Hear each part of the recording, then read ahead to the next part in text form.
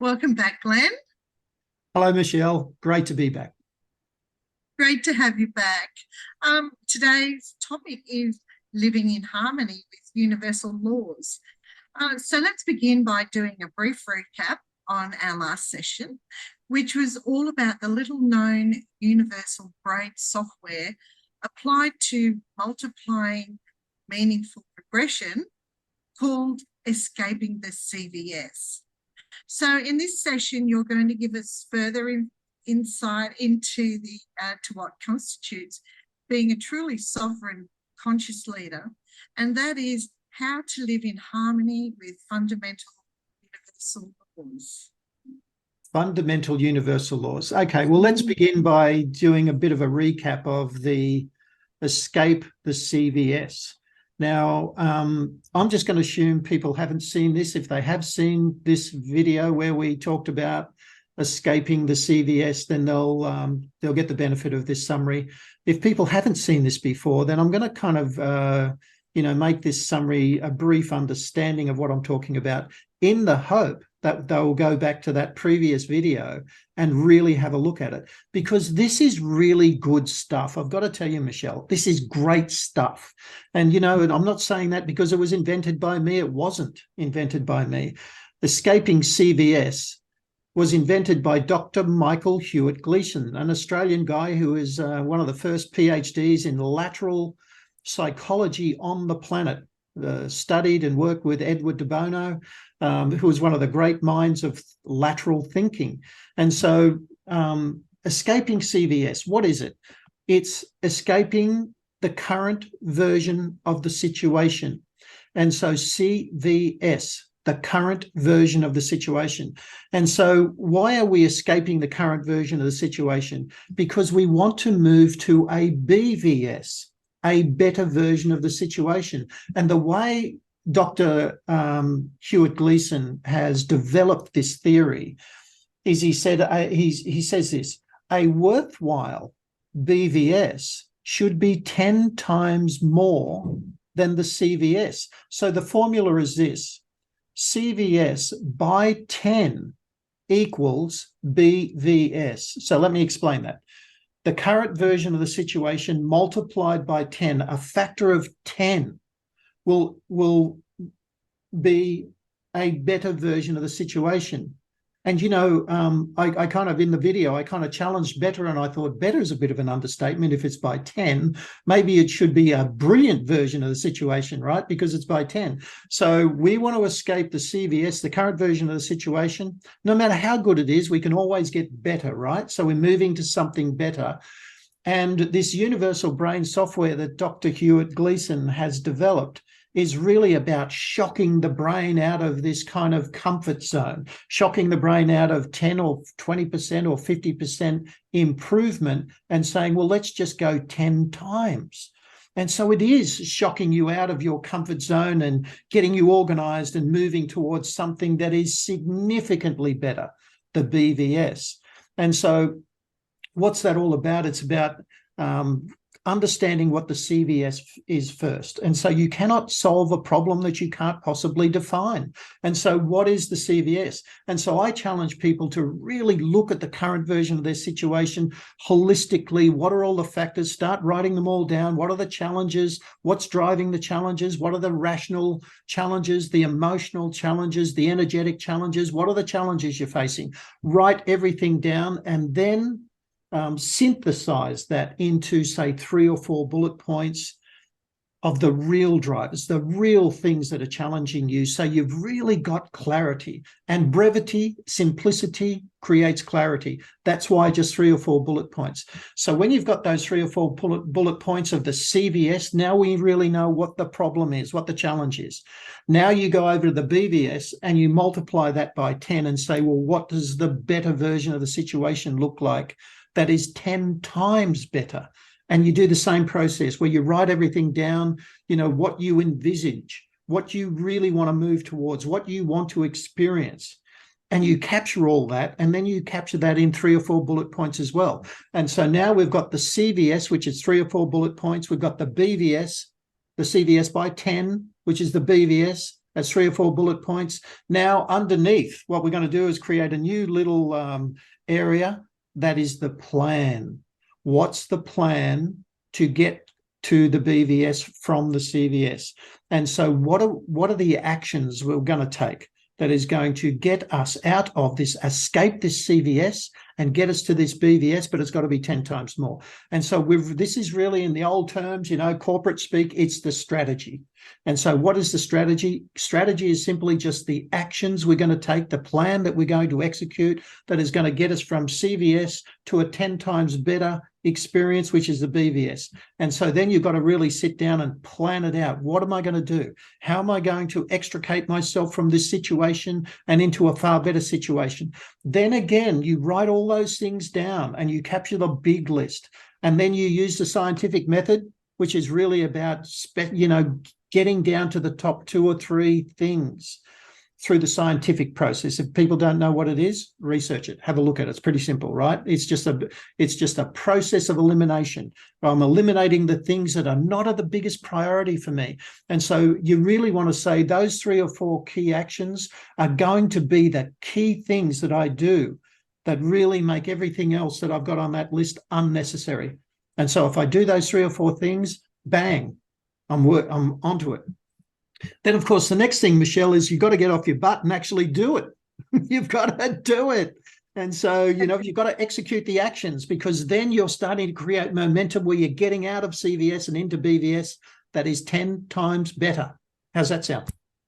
That sounds great. I actually tried it since our last talk, and I suppose, we have our different way of doing things, but I ended up writing the BVS first. No problem. Yeah, I found that way I could write where I want to go, where I want to be 10 times better, and then I could go back to what the reality is right now, and then I started my action plan. So for all those people that are watching now, there's Michelle's version of the CVS to BVS. You can try that as well if you wish.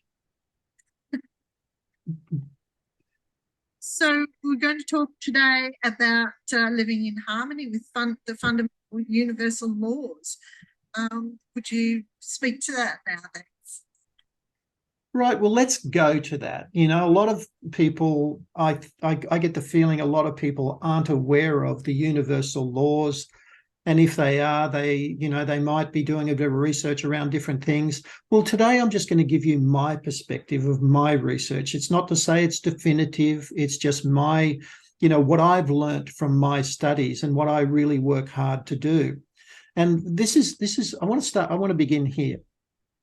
Once you're familiar with the universal laws, even just a few of them, you begin to wonder why we weren't taught this stuff by our parents. We weren't taught this stuff in kindergarten, in preschool, in fact, all through our schooling life and all through life. How come we didn't know about this stuff? And it's this deficit of this fundamental teaching that enhances every aspect of our being and our life that becomes even more acute, really, when you elevate your awareness about how to live in harmony with the laws of nature. And what are the laws of nature? Well, they're the universal laws. And of course, I want to go to one of the fundamental traditional philosophies that is called Taoism. Now, that is spelt Taoism, the Tao, Tao, but it's spelt, the T is pronounced with a D. And so Taoism is something that I've studied in great detail. It's a 2,500-year-old philosophy, which simply is this. It's a guide to living a virtuous life and a fulfilled life by being in harmony with nature and the universe.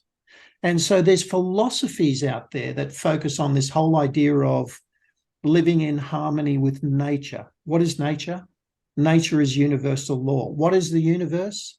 It is universal law. That's why it's called universal law, because these laws are kind of immutable, irrefutable. They just are. They work every single time. That's why they call laws, by the way, and not rules or not guidelines, they're laws. And so the thing that strikes me about something like Taoism is nobody gets taught that stuff either. I mean, people have to actually seek it out. I came across it. I didn't even seek it out. I just came across it because somebody mentioned it to me, and I said, "Oh, what's that all about?" And they said, "Oh, it's a philosophy, you know, a kind of ancient Chinese philosophy that was written by a guy by the name of Lao Tzu." And he was, you know, one of these guys who, you know, had this clarity of thought about how to live a virtuous life in harmony with nature. And it's not earthly nature, it's all nature. And so, you know, if I had to say this, I'd say that probably 95% of all people aren't aware of Taoism. Now, if I was to go one step further, Michelle, and look at Stoic philosophy, Stoic, Stoic philosophy. Now, this philosophy was made famous by the Roman Caesar Marcus Aurelius. Now, most people might remember Marcus Aurelius, or know of him through the movie The Gladiator with Russell Crowe. You know, Marcus Aurelius was Caesar, but he was also the general of the Roman army. And so he was the guy that, the character that, Crowe was talking to. He was his mentor. Now, Stoic philosophy is another very powerful philosophy that is worth studying. And interestingly and similarly, it focuses on the practical application of living a virtuous life in harmony with nature for the highest good. Now, the thing about Stoic philosophy, it's very practical. It's very easy to understand. It's, you don't have to spend a lot of time decoding it. With Taoism, you have to read it a lot and try and work out what it's, I've bought a lot of books that are guides that help me to, interpret what Taoism is actually all about, because it's not simple to read, whereas Stoic philosophy is actually very practical. It's very easy to understand. But the point that I'm making here is both philosophies, both traditional, very old world philosophies, are all about helping you to understand universal law. That's the point that I'm making here. And again, nobody's really taught Stoic philosophy. Whether you agree with it or you don't agree with it, how could you possibly know unless you study it, unless you understand it? How could you possibly know whether you feel, whether you resonate with Taoism or Stoicism, unless you actually study it and understand? And so I am asking people to think about this stuff. Go do some research about Taoism, go do some research on Stoic thinking and philosophy, because both philosophies, interestingly, one comes from China and one comes from Rome, or originally Stoic philosophy came from Greece. It was a guy by the name of Zeno that left Greece and went to Rome and then started spreading the word in Rome. And that's when Marcus Aurelius started to get onto it. And another guy called Epictetus and Seneca, all these guys.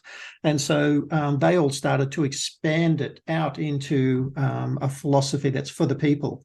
Now, these philosophies and many others are all about seeking to understand the mysteries of existence and reality. They strive to discover the nature of truth and knowledge and what is of basic value to us as human beings, and what is really fundamentally important about living a good life, a great life. In fact, it's more about what is the real truth. What is essential for us to live in harmony with nature, to live a natural life, natural. But the truth is, we don't really live a natural life in harmony with nature, do we?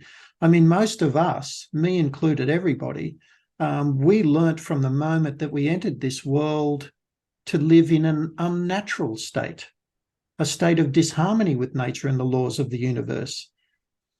And so let's now get to this, these laws of the universe. And I've got 8 that I want to briefly go through today.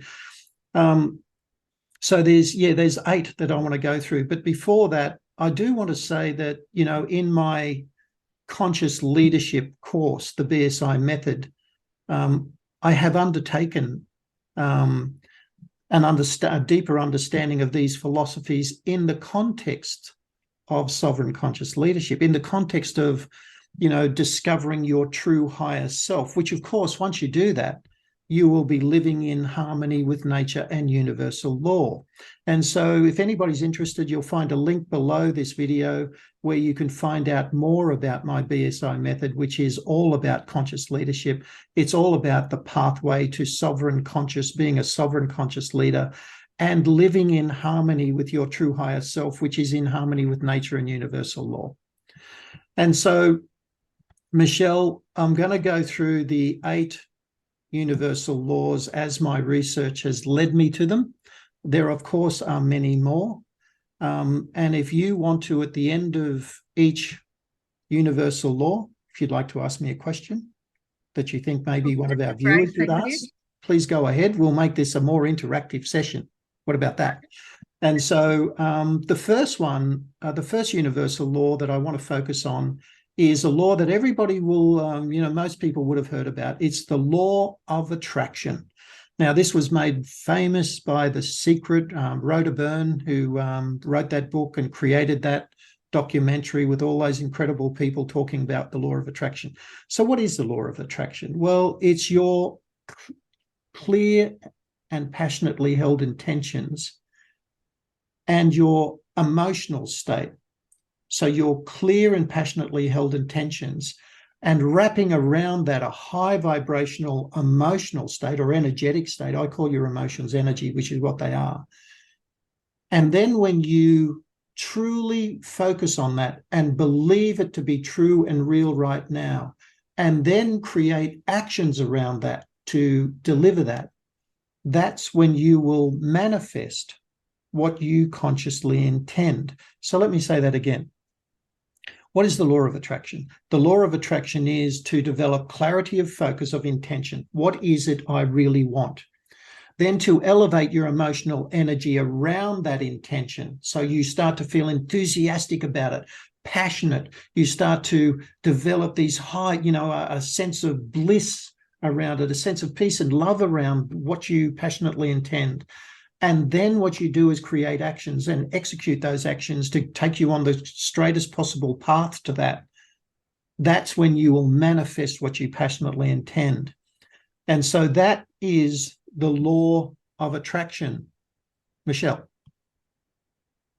Well, it just makes me think about using the CVS to BVS method to work that out in your head and to where I am, where I want to be, and the action plan of how I'm going to get there. So, and then when you get that clarity of BVS, you wrap your emotional energy around it, like it's real and true right now. And then you go to the plan and start executing it, right? And so what's going to happen? Well, this universal law, this quantum that has been verified by quantum physics, says what you passionately intend and then take action towards, you will achieve. That's the law of attraction. And so, I'm glad you joined the dots on that, Michelle. Back to the BVS, CVS to BVS, back to escaping the CVS. Good one, good one. Let's get to the second universal law that I've got. Just before you do, well, I just see that as the way to do your homework, to get to the answer, to know how to do it yourself. You work it out yourself. Yes. Yes, understanding, very important. Being able to practice this, because you may not get it first time round. So you've got to keep practicing this and fine-tuning it. But remember, it's not just about clarity. Clarity is incredibly important. It's about the energetic feeling around that clarity, feeling passionate about it, having that, sense that you can achieve this and it is already achieved. And then going about taking the actions to make it happen. Yes, absolutely. And so now I want to talk about the second one. It's the law of consciousness. There's one thing I'm absolutely certain about in this cosmos, in this universe, in this solar system, on this earth, is that I am consciousness. If I can believe something to be true, it's that I am consciousness. And I think you are, I believe, Michelle, you are consciousness. I believe everybody watching this video is consciousness. We are all consciousness. And everything we see and experience in the physical world has its origin from the invisible quantum field of consciousness, the universal source of creator, which is consciousness. And that's from where we all come. That's where we all come from. And that's what we are all connected to. And so to me, consciousness is, I am consciousness that is an individual that has free will, that can charter my own course through my own decisions and my own actions, my own intentions, but I am also connected to all other things that are consciousness. And what is consciousness? What is consciousness? Everything. Everything is consciousness. That's why it's called a law of consciousness.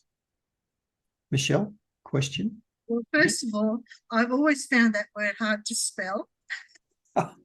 And it went on me the other day. I broke it up to consciousness. And now I can spell it. I don't have a problem. Lovely. It's actually not an easy word to spell. It's true, it is true. And so let's go to the next one, Michelle. Yeah. And I'm calling it the law of oneness. And I kind of hit on this when I was talking about the law of consciousness. And the law of, let me go into this a little bit more. There is harmony, agreement, and correspondence between the physical, mental, emotional, and spiritual worlds. They are all one and the same. They're all connected. And so while we are all individuals, and I talked about this a moment ago, we are all one. And so, I kind of describe this by saying, if I'm going to be, if I'm going to go into self-judgment, if I'm going to go into, any of these negative emotional states, then my vibrational energy is affecting everything around me because I'm connected with everything. If I'm going to go into a state where I'm not in a state of self-love, then it's going to affect everything around me. However, let's jump over to the positive side. If I'm in a state of unconditional self-love, then I can't help but have love for everything and everyone else. Because if I love myself, then I love everything. I said this in the interview with Nicholas Veniamin. If I love me, then I love you. I mean, if I don't love you, then I don't really love me because we're connected. So how could I love myself and not love something which is inherently, connected with me, consciously connected with me? And so I think we've got to think about this stuff, really, I kind of suggest everybody when they're listening to this stuff that they do some research, have a think about it, try and understand more about it, do some more research about it. In this short video, we're just kind of, touching the surface of these things, bringing these things to your attention into the field of your awareness, to either start it for the first time or to reinforce what you've already heard or know, and to, have you say, I need to think more about this stuff, because to live an amazing life is to live a life that is in harmony with universal law. But first, you've got to know and understand and have a deep understanding what the universal laws are. So any questions about oneness, Michelle? So are you saying that once you reach oneness within yourself, that's when you've really reached your highest self? I think it's once you understand who you are as I think it's the other way around, Michelle. Once you understand and get a sense of knowingness around your true higher self, your source self, that's when you realize that you are connected to everything and that everything is one. And whilst you have a clear sense of your individuality, you also have a sense that you are connected. And so what you do to yourself affects everybody else. I mean, it's the energy affects everything and everybody else. And so it's not an easy thing to actually get your head around. And that's why I say to people a lot, maybe don't think so much about it, feel about it. What does it feel like to you? That's an important thing. Let's go to the next one. It's the law of vibration. And so the law of vibration is this, and it's really quantum physics. And let's just explain what that is and that means in a very simple way. Everything you touch, everything you see in this physical world, including you, is pure energy. you have an electromagnetic energetic vibration. So what is energy? Well, your emotions are energy. Your thoughts are energy. Your words are energy. Your actions are energy. These all constitute an energetic vibration. And so I'm constantly saying to people, be aware of what you think, how you feel, what you say, what your actions are, because they're all giving off energetic vibrations that are attracting like vibrations. A fundamental law of quantum physics is that like energy attracts like energy. And so, if I'm in a very low vibrational state of resentment or anger or fear or shame, these kinds of low vibrational states, well, this is what I'm going to attract into my life. So I'm just going to get more of the same. Now, this is not life doing this to me. It's me doing this to life. And so I'm the creator. And so if I'm allowing myself, I choose to operate in these low vibrational states, then this is what I will attract. It's simple quantum physics, and it's a universal law. I mean, quantum physics has proven the universal law, let's say that. And so, however, let's just get into the good stuff, right? Let's move above that and say, if I'm operating from a position of unconditional self-love and unconditional love, if I'm operating from a position of peace, joy, bliss, harmony, this is what I will attract into my life. And if I'm in those states and I'm not attracting that, then I've got to question whether I'm actually really in those states. Am I really feeling this in this way? And if you genuinely are in that vibrational state, that's what you will attract into your life. And so that's the law of vibration. What do you think, Michelle? Well, a couple of things. First of all, I remember when I used to see, like, at dusk, and where I lived, there was in the distance, there was all trees, and I could see this white light above. And I'd see it on buildings and that sort of thing. And I thought, well, yes, okay, trees can have an aura, but because they're vibration. But I never. They're alive. That's right. But I never thought that a solid object was energy. But now I know it is. It is. So it can have a light around that as well. But something else I wanted to bring up. I watched a video yesterday by a New Zealand lady called Vega Austin, and it was on water.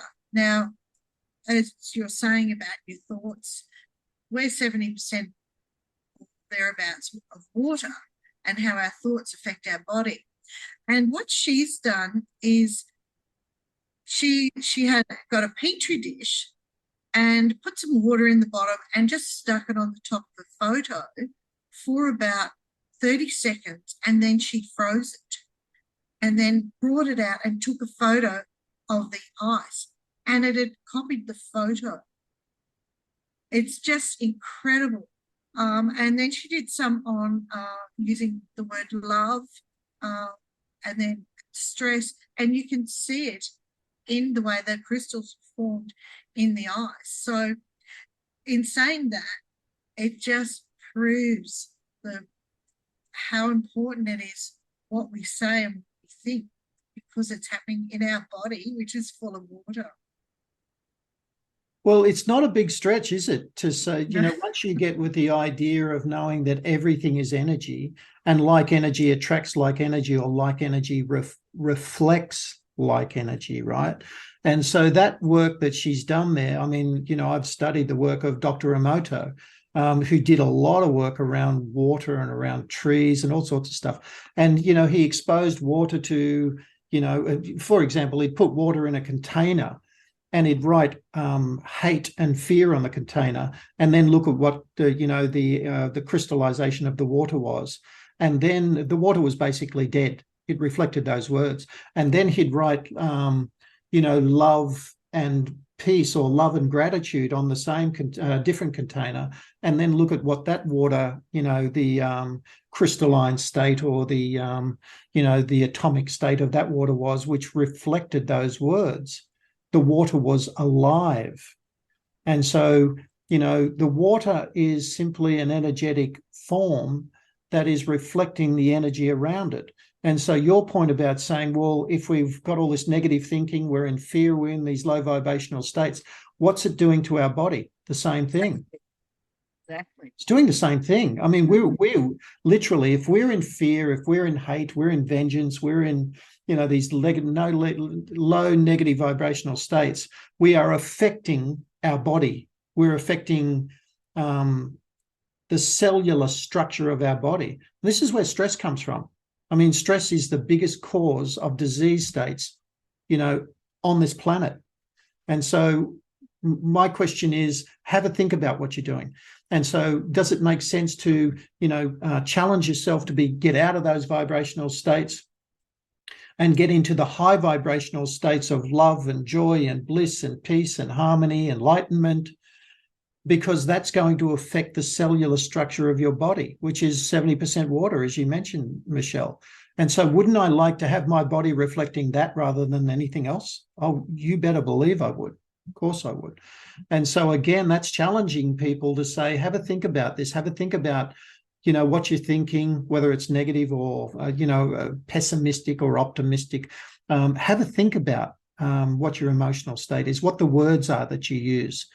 And, start to challenge yourself to be careful of that. Choose your words carefully, choose your thoughts carefully, choose your actions carefully, control your emotional or energetic state, because if you don't control it, who's controlling it?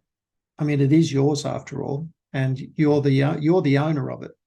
And so let's get to the next universal law, Michelle. The law of polarity. And this is all about the fact that life has duality.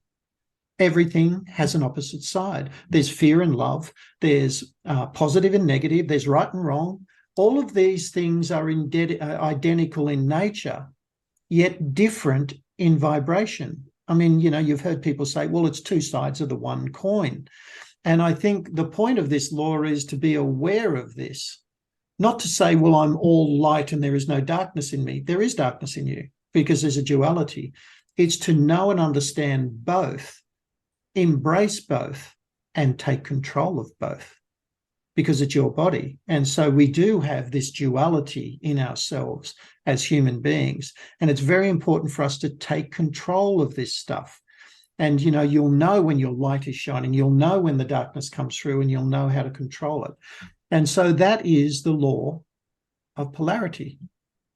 There's another one for a CVS, BBS, recognizing what our triggers are and having an action plan ready so that we know we're already one step ahead. And when that negativity comes in, what my reaction or response is going to be. So I've got a simple circuit breaker for people to shift out of reaction and into response, because you really want to respond through the highest version of yourself. So rather than react to a situation, what I suggest people do is breathe. Take a really big, deep breath, because what happens then when you breathe is it allows you to think.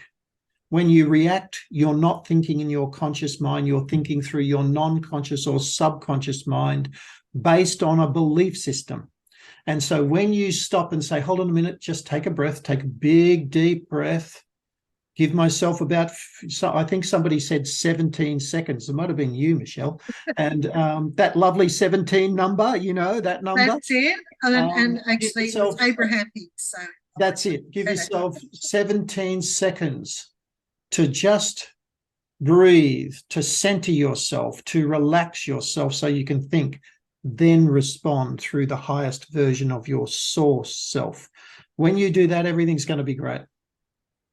Good observation, Michelle. Let's go to the next one. It's the law of rhythm. Now, what's the law of rhythm? Everything flows in and out, up and down. Life works in cycles. And being aware of this means being prepared. Now, the farmers are aware of this. The farmers are aware that some years they're going to have bumper crop years, and some years it's going to be a drought or there's going to be a flood. And how do they prepare for that? Well, they have the silos full. right? They stock up on the wheat, they stock up on the grain, they make sure that they, when the years are good, when it's those up years, that they're preparing for the down years. So they make sure that they've, put aside. And so when you know that life works in cycles, it's a really good thing to know, because if you're at the bottom of the cycle, you've got to actually understand that this is on the way up. We're on the way up.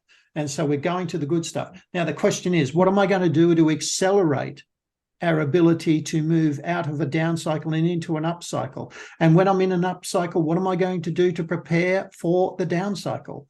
And so once you understand life travels in cycles like this, up, down, in and out, whatever, then you know how to actually get in the flow of that cycle and to be ready for it all the time. Michelle? No comments on that one. It sounds great. Sounds great. Yeah, be aware, be aware. Yeah. The next one is the law of action. Now, we talked about this, right at the beginning when we're talking about the law of attraction, how fundamentally important it is to have clarity of intention, to elevate your energy, to, believe that what you envisage is true and real right now. Well, you've also got to take action. To manifest what you passionately intend, your actions must be aligned with your true higher source self and your passionately held intentions. And so, no action, no go, is one of those fundamental laws. If you've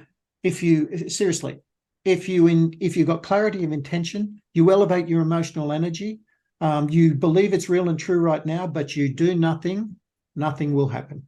You actually need to get off the couch, get going, and execute the plan, and execute it with passion, because that accelerates your progression to the manifestation, to the realization of what your intention is in your material reality.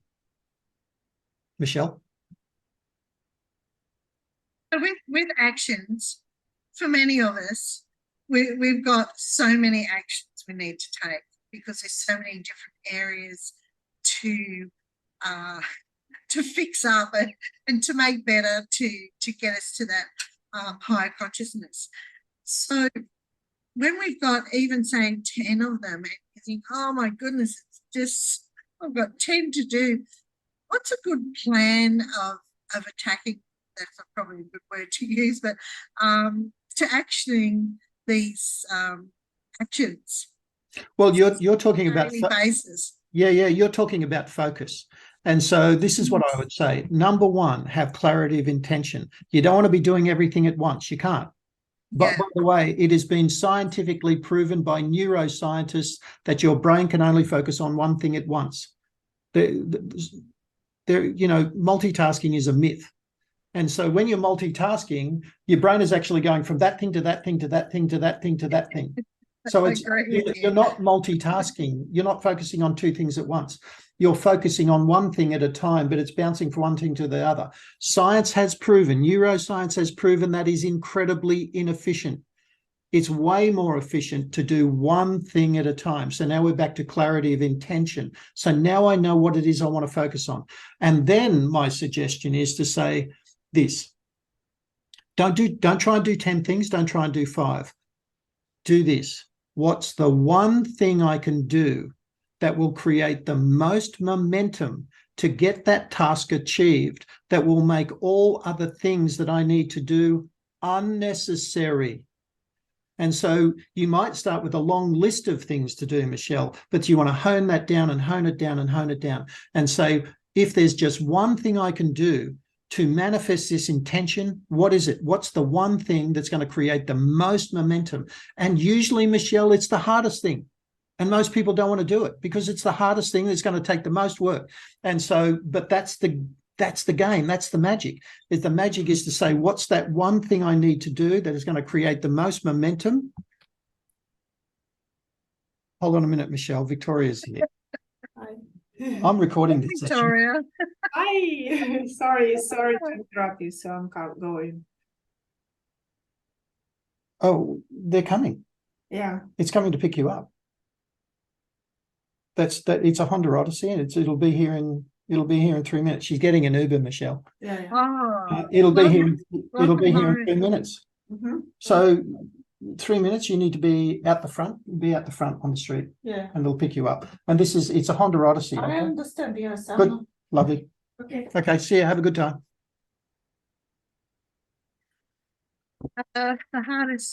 Choose the hardest thing to do first. So I'll try and create an edit point here somewhere. But so the point is this: what's the one thing that I can do that will make all other things unnecessary? That is the one thing that'll create the most momentum to fulfill that intention, that task, that challenge, that goal, whatever you want to call it. And so usually I think it's the one thing that is the hardest thing. It's going to create the most focus, the most, work around it. And what I find usually it's the one thing that most people don't want to do because it's the toughest thing to do. A lot of people want to do a lot of little tasks that make it feel like they're getting momentum forward, that make it feel like they're achieving something, but they're not really. I mean, that's this kind of instant gratification thing. I did that, and that. I did 7 things. It's great. But they're not the 7 things that are going to get you on the straightest possible line with the most momentum, the most speed, the most acceleration to achieve that big intention that you have. And so therefore, that's the advice I'd give Michelle. Clarity of intention, that's focus. And then to determine what that one thing is that will make all other things irrelevant or unnecessary. Well, I'm going to give that a try. Give that a try. Okay. Uh, What's the number- next law? number The 8. universal. Hey, number 8. Yeah. It's the law of gender.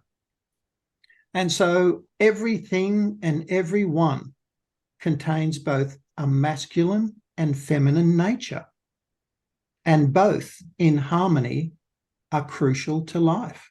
And so embracing your masculine side, embracing your feminine side, being aware of them, whether you're a male gender or female gender, it doesn't really matter. It's understanding that you have both.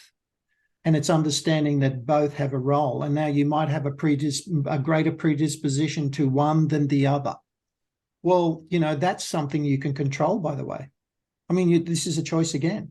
In this situation, do I need to be more masculine in nature or do I need to be more feminine in nature? It's up to you.